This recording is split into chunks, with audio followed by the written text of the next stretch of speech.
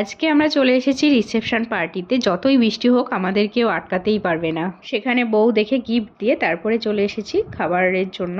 এখন রাত 9:30 মতো বাজে। তারপরে আমরা বসে গেছি মেন কোর্স খাওয়ার জন্য। তারপরে ফার্স্টেই ছিল লেবু স্যালাড, তোমরা তো মেনু কার্ডটা দেখেই নিলে। তারপরে ছিল মটন কবিরাজি। মটন কবিরাজিটা খুবই টেস্টি হয়েছিল, খুবই সুন্দর হয়েছিল আর অনেকটাই বড় ছিল।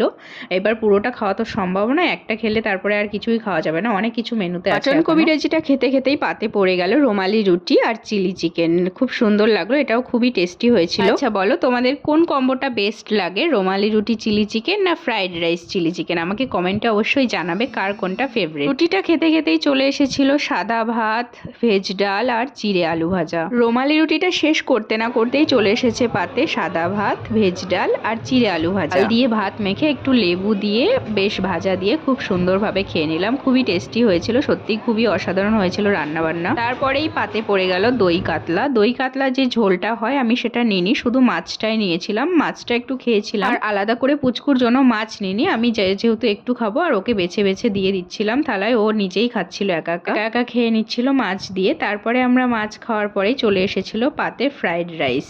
মাছটা একটু খেতেই চলে এসেছিল ফ্রাইড রাইস। একটু ফ্রাইড রাইস নিয়েছিলাম, তার সঙ্গে ছিল মটন কষা। আমিও নিয়েছিলাম, পুচকুকে বলেছিলাম 1 পিস মতো দাও, ওকে খাইয়ে দেবো। এই দেখো ওটাও দিয়েছে 1 পিস মতো, ওটাই খেতে দেবো। ওর মটনটাও আমি ভেঙে দিচ্ছি, ছাড়িয়ে দিচ্ছি, কারণ ওরকম ছাড়া খেতে পারবে না ধরে, তাই জন্য। ও মটনটা পুরো খায়নি, একটু খেয়েছিল। যাই হোক, এবার মাছটাও খেয়েছিল। মটন কষা আর ফ্রাইড রাইস একসঙ্গে খেয়ে নিলাম, খুব সুন্দর লাগছিল, খুবই টেস্টি হয়েছিল।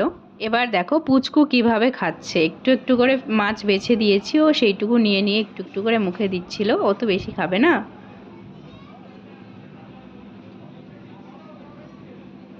আর 1 পিস মটন নিয়ে নিলাম, তোমাদের সঙ্গে একটু শেয়ার করব। দেখো কি সুন্দর মাটনটা কুক হয়েছে, কত সুন্দর সফট হয়েছে। মটনটা খুবই টেস্টি হয়েছিল। সব বিয়ে বাড়িতে সচরাচর এরকম হয় না, সফট হয়েছিল খুবই।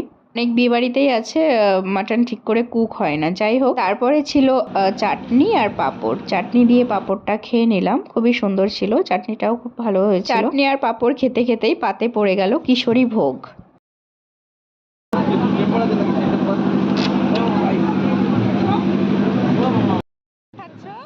পুচকু কিশোরী ভোগটা নিয়েছে, খাচ্ছিল দেখো চেটে চেটে।